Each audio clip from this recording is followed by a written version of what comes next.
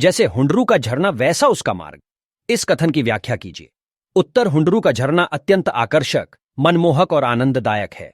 उसी प्रकार हुंडरू जाने का मार्ग भी आकर्षक, मनमोहक और आनंददायक है। मार्ग में बीहड़ जंगल, जिसमें हिंसक जीवों की आवाज के साथ साथ विविध पक्षियों का कलरव मनमोहक लगता है। हरे भरे खेतों की हरियाली रास्ते का आनंद और भी बढ़ा देता है।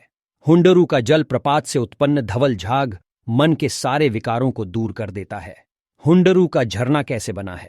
उत्तर स्वर्णरेखा नदी जहां पहाड़ को पार करने की चेष्टा में पहाड़ पर चढ़ती है, वहां पानी की कई धाराएं हो जाती है, और जब सबकी सब धाराएं एक होकर पहाड़ से नीचे गिरती है, एक विचित्र दृश्य दिखलाई देता है।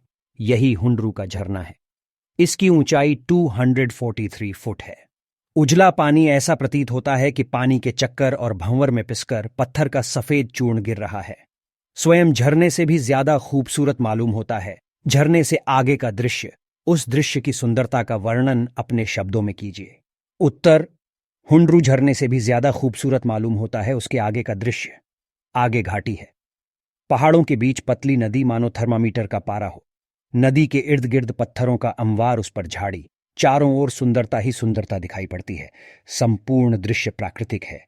स्वर्ग जैसा सुख देने वाला हुंडरू के झरने से आगे का दृश्य है। वर्टिकल बार प्रस्तुत पाठ के आधार पर समझाइए कि किसी यात्रा वृतांत को रोचक बनाने के लिए किन किन बातों पर ध्यान दिया जाना चाहिए। उत्तर प्रस्तुत पाठ हुंडरू का जलप्रपात यात्रा वृतांत है।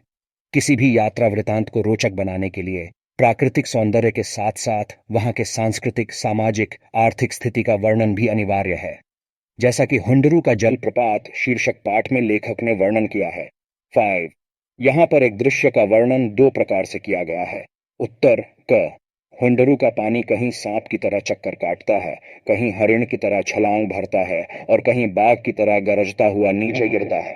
ख हुंडरू का पानी चक्कर काट कर छलांग भरता हुआ नीचे गिरता है। इनमें से आपको कौन सा तरीका अच्छा लग रहा है और क्यों?